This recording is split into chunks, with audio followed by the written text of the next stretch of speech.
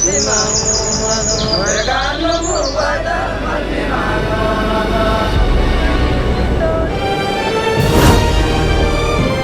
ምድር ለዘመናት የውሃ ጥማት የገረፈው ጽናትና መከራ የሚፈራረቁበት የአፋር በረሃ ነው። እዚህ መኖር ማለት ለአንድ ጀሪካን ውሃ ሲባል ከፀሐይ እሳት ጋር መታገል፣ ወንዝ ለመሻገር ደረትን ለአዞ መስጠት ነበር።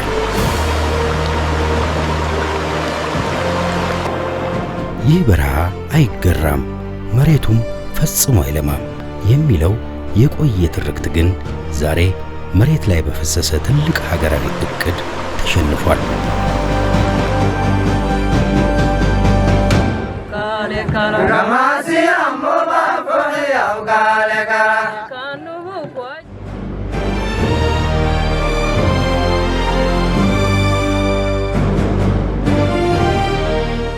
የመስኖና ቆላማ አካባቢ ሚኒስቴር የተቋቋመው የአስፈጻሚ አካላትን ስልጣንና ተግባር ለመወሰን በወጣው አዋጅ ቁጥር 1233/2014 መሰረት በ2014 ዓመተ ምህረት ነው። ሚኒስቴሩ በአሁኑ ወቅት ከ20 በላይ የሚሆኑ ግዙፍ የመስኖ ልማት ግንባታ ፕሮጀክቶችን እያከናወነ ነው።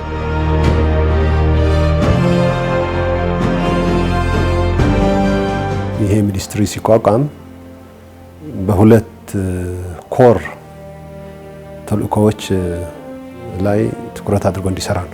አንደኛው የሀገሪቱን የመስኖ አቅሞችን ለይቶ የመስኖ ልማትን የማልማት ስራ በሁሉም የሀገሪቱ አካባቢዎች ያሉ ፖቴንሻሎችን የማልማት ተልእኮ ነው። ሁለተኛው ግን በልዩ ትኩረት የቆላማ አካባቢዎችን ኢንክሉዲንግ አፋር ማለት ነው ያሉ ፖቴንሻሎችን የመለየት የማልማት የማየትና የመስራት ተልእኮ ይዞ ነው የተቋቋመው።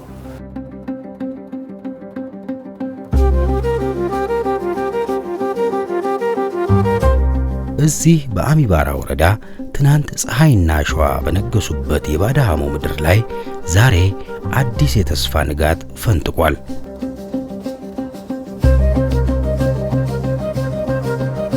ይህ ፕሮጀክት የአካባቢውን ገጽታ ሙሉ በሙሉ ቀይሮታል።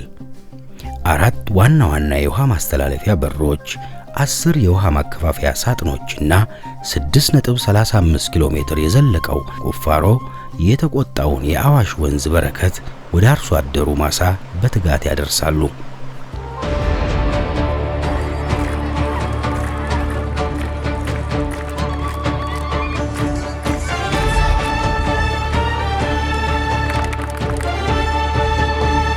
አዋሽን ጠልፈን ካናሎችን ሰርተን እናስጀምር በትንሹ ብለን ነበር የጀመርነው። አሁን እንዳያችሁት ያን የሚያክል ሄክታር እንዲለማ የሚያስችል ሁኔታ ነው የፈጠርነው። ምክንያቱም ማህበረሰቡም ገና በትንሹ ሲጀምር ሁሉም ደስተኛ ሆነ። ሁሉም መሬቱን ማዘጋጀት ጀመረ። ሁሉም ያው አስፉልንና አገናኙልን ማለት ቀጠለ። እኛም ከክልሉ ማህበረሰብ ከክልሉ መንግስትም ሆነን ፕሮጀክቱን የማስፋትና እነዚህ እድሎችን የመፍጠር ሁኔታ ስለተፈጠረ ያ መሬት ምንም ስለማንበት ያልነበረ ያሁን ለዓመት ባዶ ሲያድር የነበረ መሬት አሁን በዓመት 3 ጊዜ እያመረቱ ምርቶቻቸውን ወደ ገበያ ወደ ራሳቸው ብቻ ሳይሆን ለገበያ የሚሸጡበት ኤክስፖርት ማድረግ ጀምረናል ብለው በይፋ የገለጹበት አርሶ አደሩ ህይወቱ ቶታሊ አርብቶ አደር የነበረውን ህይወት ወደ አርሶ አደርነት ተቀይሮ ምርት እያመረተ እንዴት ሲሸጥና እንዴት እየተገናኘ ወደ ገበያ እያደረሰ እንደሆነ ያየንበት ባለፉት 2 ዓመታት በማይሞላ ጊዜ ውስጥ ነው። ይሄ ሁሉ በፍጥነት የአካባቢ ማህበረሰብ የተቀየረ።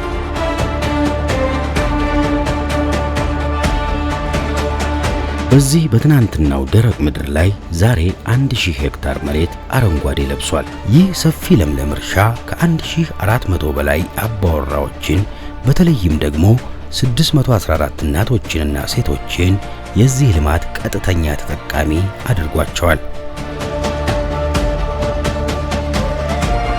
አካባቢ ዱማ ተዓብሉ ሱፍቴ ቀደም ሲል በነበረው የውሃ እጥረት ምክንያት እንደ ልብ ሰፋፊ እርሻዎችን ማልማት አይቻልም ነበር። ካለፉት 3 ዓመታት ወዲህ ግን አስተማማኝ ውሃ ማግኘት በመቻላችን በአመት እስከ 3 ጊዜ ማምረት ጀምረናል። በፊት አውሬ ዋሻ ነው። አሁን ግን ማንም ሰው ሁሉ ገብቶ ማምረት ይችላል። ባይባይን ተመልከት፣ ቆንጆ ሆኖበታል። በፊት ውሃ እንደዛ አልነበረም። ጣም ነበር መሬቱ ራሱ ደን ነው። አሁን ግን እኔ 2 ጊዜ አመርታለሁ። ተመስገን። የመጣው እዛ በአዳህሞ ነው። ቦታ በጣም ይርቃል። በሞተሩ እየተመላለስኩ ያለው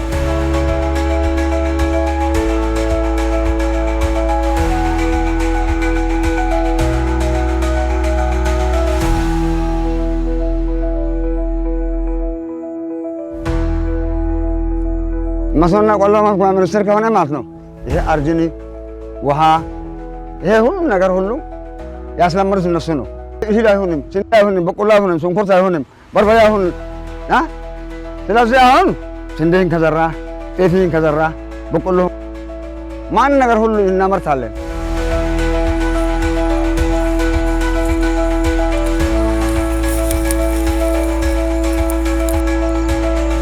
ይሄ ሀርዴን ከቆፈረ በኋላ ግማሽ ሄክታር ላይ ክረምት ነበረ። ጤፍ ዘራው፣ ዳህና ምርት አገኘው። ከዛ በኋላ 2ኛ ዓመት 1 ሄክታር አራኩት። እየቀጠልኩ መጣሁ። ወደ ኋላ ከስራ ወደ ኋላ አላልኩም። አሁን ወደ 6 መጣሁ ዘንድሮ።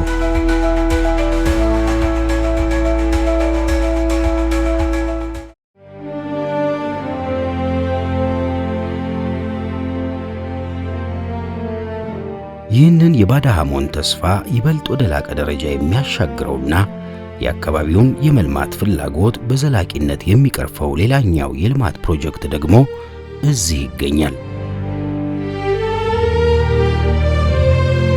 የአዋሽ ወንዝ ገባር በሆነው በከሰም ወንዝ ላይ የተገነባው ይህ ግዙፍ ግድብ በረሃውን ወደ ለምለምነት የሚቀይረው ዋነኛው የልማት አውታር ነው።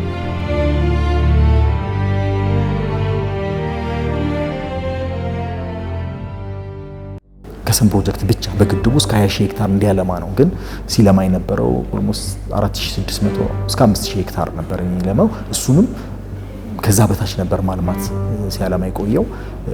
እሱን ይሄ ጥገና ስራ መልሶ ማጠናቀቅ ስራ በመስራታችን አንደኛ ግድቡ ያለ አደጋ ያልተጋለጠ፣ ምክንያቱም እዛ አካባቢ የመሬት መንቀጥቀጥ ተከስቶ ነበር። እዛ አካባቢ ተደጋጋሚ ይከሰት ነበር። ያኔ ውሃውን ማውጣት ነበረብን።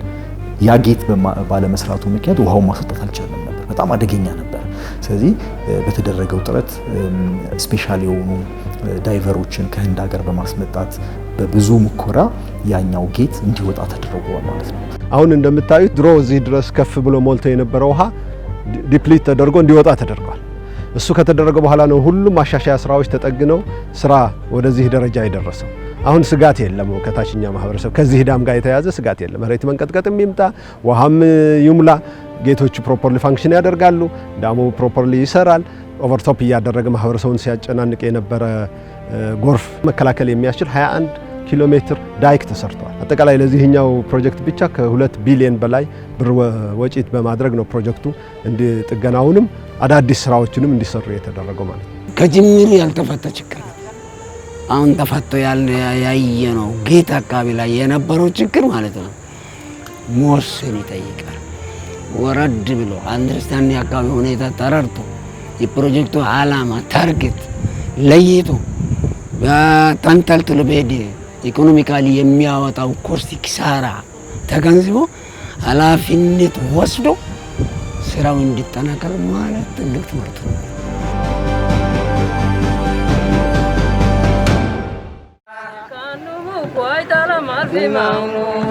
ታሪካችን አሁን ከከሰም ለምለም ስኬት ተነስቶ የክልሉን ህልውና ፈተና ወደ ቀየረው ወደዚያኛው ግዙፍ የውሃ ማማ ይመራናል፣ ወደ ተንዳሆ።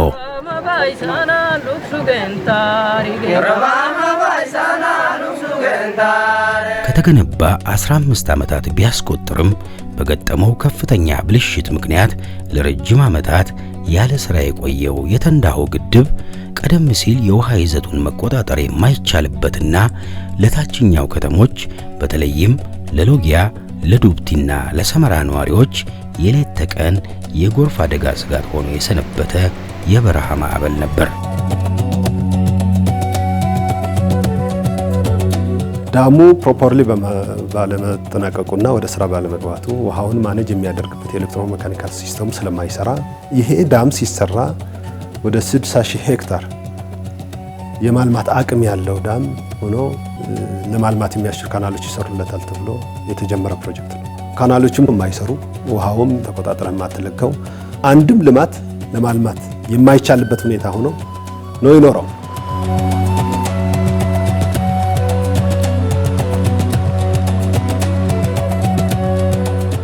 ዱብቲ እና ሳይታ ለተመሐሪያ ፋምቦ ሎጊያ አይተሰበ ነበር። ጭራሽ ክረምት ጊዜ አገር ለቆ ሌላ አገር ይሄዱ ነበር እና አሁን ይሄን ስራ መልሶ ጥገና መድረጉ ልማቱን ብቻ ሳይሆን ህዝቡ ከስጋቱ ተረጋግቶ እንዲኖር አድርጓል ማለት ነው። ብዙ ጊዜ ማህበረሰቡ ጥያቄ ያነሳ ነበር አሉ ፕሬዝዳንቱ። ይመጣና ተሰብስቦ ይሄ ዳም አፍርሱልን፣ መጀመሪያ በነበረው መንገድ አዋሽ ይሄድ። ይሄ በመምጣቱ ሁሌ ስጋት ላይ እየኖሩ ነው። ከተማችንን ማልማት አልቻለም፣ ኑሯችንም የተረጋጋ መሆን አልቻለም። ያለማል የተባለው ነገርም የለም። ስለዚህ እኛን ለማጥፋት ነው ወይ ይሄ ነገር የተሰራው እያሉ ሲጠይቁበት የነበረ በተደጋጋሚ ማህበረሰቡን በአባቶች መልእክት እየላኩ ፕሬዝዳንቱን ሲያጨናንቁ እንደነበረ ነው የነገሩን ማለት ነው። ይሄ ነው የቀረፍ ነው።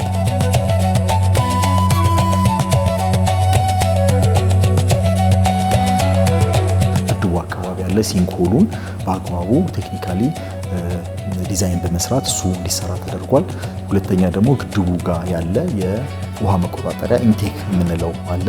እሱ ላይ መጀመሪያም ሲሰራ ያልተጠናቀቁ ስራዎች ነበሩ። ኤሌክትሮሜካኒካል ጌቱ በአግባቡ ኦፕሬት ማድረግ ስለማንችል የምንፈልገውን ውሃ ወደ ታችኛው ወደ ካናሉ የሚሆን ወደ ታችኛው አካባቢ በወንዙ መልቀቅ አንችልም ነበር። ስለዚህ አስፈላጊ የሚባሉ ኤሌክትሮሜካኒካል ስራዎችን ሰርተናል ማለት ነው። የአዋሽ ውሃ ሲሞላ ወደ ይገለበትና የተሰሩ ካናሎችን ያፈርስ ነበር። ስለዚህ እሱም ዳይክ ተሰርቷል።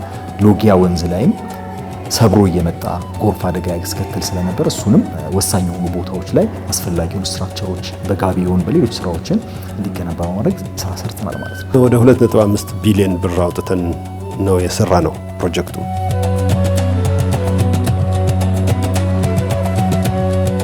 በዘመናዊ ቴክኖሎጂ የታደሰው የተንዳሆ ግድብ ዛሬ ላይ የልማት ዋስትና በመሆን በተለይም በአሳይታ አካባቢ የሚገኙ ሰፋፊና ዘመናዊ እርሻዎችን ውሃ እያጠጣ ይገኛል።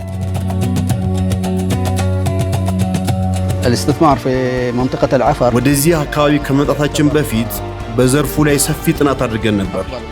ከሁሉም የተሻለና ተመራጭውን ያገኘነውም ይህንን ስፍራ ነው። ቦታው በቂው አቅርቦትና ምቹ መልክዓ ምድራዊ አቀማመጥ አለው። የኛ ስራ በባህሪው ሰፊ ቦታ የሚጠይቅ በመሆኑ አካባቢው ለእንስሳት እርባታ እጅግ አመቺ ነው። المنطقة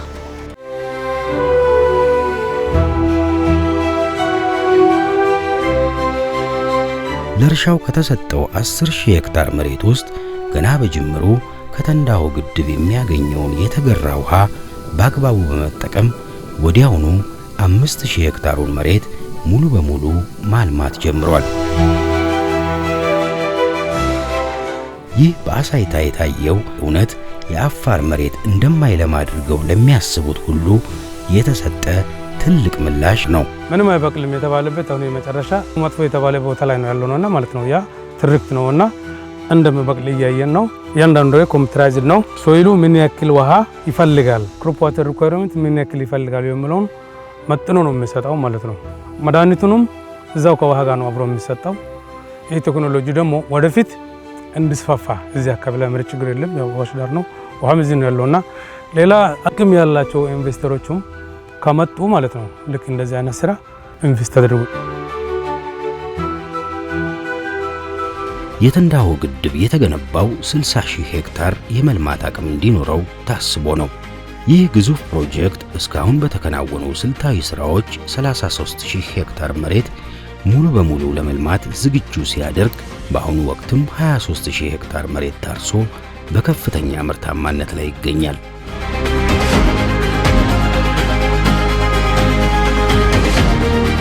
የአፋር ክልል ከ3.5 ሚሊዮን ሄክታር በላይ የሚሆነው ሙሉ በሙሉ መልማት የሚችል እምቅ አቅም አለው። አፋር ውስጥ ብቻ ወደ 25 የሚያክሉ ወንዞች ያሉት አካባቢ ነው። እነዚህን ወንዞች ተጠቅመን 3 ሚሊዮን የሚያክል ፖቴንሻል ወይ ከዛ በላይ ፖቴንሻል ያለው መሬት ማልማት ብንችል የሀገራችንን የምግብ ሉዓላዊነት ሌላ ቦታ ሳንጨምር ራሱ የማሳካት እድሉ ሰፊ ነው። ስለዚህ እነዚህን ወንዞች ብቻ ሳይሆን አፋር በከርሰ ምድር ውሃም በጣም ከፍተኛ ፖቴንሻል አላቸው ከምንላቸው የሀገሪቱ አካባቢዎች አንዱ ነው። የከርሰ ምድሩንም ስንጨምር ደግሞ ከዛ በላይ ብዙ አቅሞችን የማልማት ፖቴንሻልን ማውጣት ይቻላል ማለት ነው ከአፋር ብቻ።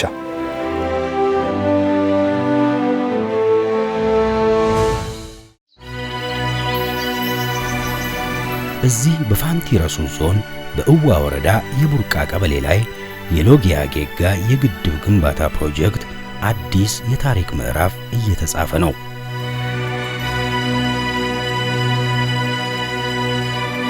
7 ቢሊዮን ብር በጀት፣ 480 ሚሊዮን ኪዩቢክ ሜትር ውሃ የመያዝ አቅም፣ 50 ሜትር ቁመትና 340 ሜትር ርዝማን ያለው የሎጊያ ፕሮጀክት ሁለት ፐርፐዝ ያለው ፕሮጀክት ነው በትልቁ። አንደኛው ይሄ ስጋት የመቀነስና የማዳን ተልእኮ ያለው ዳም ነው፣ ዓላማ ያለው ዳም ነው። የሚመጣን ወንዝ ለመቆጣጠር የሚያስችል ድንገተኛ ጎርፎች እየመጡ ከተሞችን ሲያጥለቀልቁ የነበረውን ሁኔታ፣ መሰረተ ልማቱን ሲያወድም የነበረው ሁኔታ በዛ ማለፍም አይቻልም ነበር። ሜን ኮሪዶርን ይዘጋው ነበር ሲሞላ እና ሲመጣ የነበረበት ሁኔታም ለማስተካከል እና መፍትሄ ለመስጠት ታስቦ የተቀረጸ ፕሮጀክት ነው። ሁለተኛ ደግሞ ከ5 እስከ 10 ሺህ መልማት የሚችል ፖቴንሻል ያለው የኢሪጌሽን ላንድ ስላለ እሱንም ለማልማት ታስቦ እየተሰራ ያለ ፕሮጀክት ነው።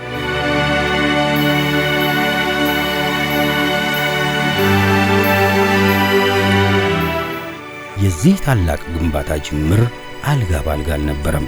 ትናንት የማህበረሰቡ አባላት መሬታቸውንና ሕይወታቸውን ሰግተው በገባድ ቁጣና ክርክር ፕሮጀክቱን ተቃውመውት ነበር። ወሆይ ነህራካ ነኑ ፕሮጀክቱን መጀመሪያ ላይ የተቃወምንበት ምክንያት እኛ አርብቶ አደሮች በመሆናችን የነበረን የእንስሳ ሀብት ሊጠፋ ይችላል በሚል ስጋት ነበር። በሁለተኛ ደረጃ ደግሞ ፕሮጀክቱ በአካባቢው ያሉትን ዛፎችና ውሃ ያጠፋል የሚል ፍርሃት ነበረብን። በአጠቃላይ ስንቃወም የነበረው ስለ ፕሮጀክቱ በቂ ግንዛቤ ስላልነበረንና መሰል ፕሮጀክቶች ቀደም ሲል በአካባቢያችን ሰርተው ስለማያውቁ ነው። ከሌሊቱ 8 ሰዓት 9 ሰዓት ቁጭ ብለን የምናወያይበት ጊዜ አለ። የሃይማኖት አባቶችን ይዘን በሚገባቸው ቋንቋ አስረድተን ሶልቭ የምናደርግበት ብዙ ጉዳዮች ነበሩና ብዙ በርካታ ቻሌንጆች ነበሩ።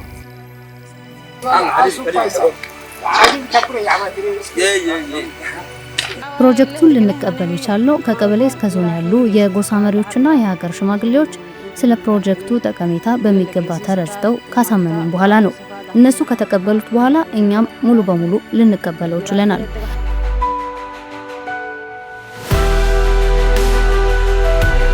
የሎጊያ ጌጋ ወንዝን ወደዚህ ከገለበጥን እዛ ጋር እንትኑ የግድብ መሰረተ ቁፋሮን ጀምረን ወደ 23 ሜትር ጥልቀት እንቆፍራለን። ወርደን ነው የምንወጣው ወደ ላይ እንደገና ሁለቱን ተራሮች ለማገናኘት ማለት ነው።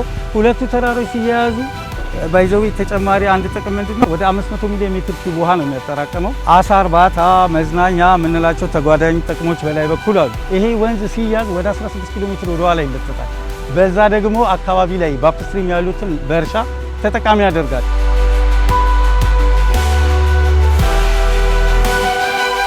ትናንት ሲቃወሙ የነበሩ አርብቶ አደሮች በስፍራው በመገኘት አብሮነታቸውን አሳይተዋል። ጥቅሙን አይተዋል። የተፈጠረውን ሰፊ የሥራ ዕድል ተመልክተዋል። እናም ከተቃዋሚነት ወደ ታማኝ የፕሮጀክቱ ጠባቂነት ተቀይረዋል። የሎጊያ ጌጋ ግድብ የተፈጥሮን ጎርፍ ብቻ ሳይሆን የሰው ልጅን ልብም በአንድነት ያስተሳሰረ የአፋር ምድር አዲሱ የድል ሐውልት ነው። እነዚህ ግድቦች ደግሞ ማስተዳደር ማለት ማጠናቀቅ ብቻ ማስተዳደርም ትልቅ ስራ ነው። የግድ በቅርበት የምንሰራበት ነው። ያው እንደ ሚኒስትሪ ለኛ በአጭር አማርኛ ለኛ ጎሳ ነው፣ አፋር ነው። እነዚህ ፕሮጀክቶች ተቀናጅተው መመረቃቸው እንግዲህ ለአፋር ትልቅ ድል ነው፣ ለመንግስትም ኩራት ነው።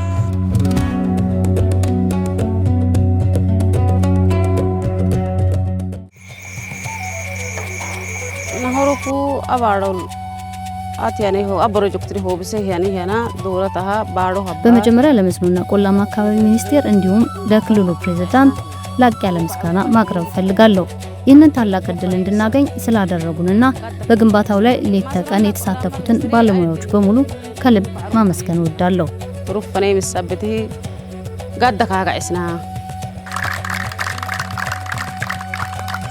ዶክተር አብርሃም ጋር የተማርነው ነገር ቢኖር ስራውን በቅንብሎሽ መምራት ሳይሆን ኦን ስፖት እዛው በቦታ ተገኝቶ አምሽቶ ጫካላይ ግመል ይታለባል። አሰላሙ አለይኩም አፋር ጋር ግመል ወጣት እየጠጣ እዛው አብሮ መዋል እዛው ዲስከስ ማድረግ ያው እዛው አብሮ ችግር መፍታት።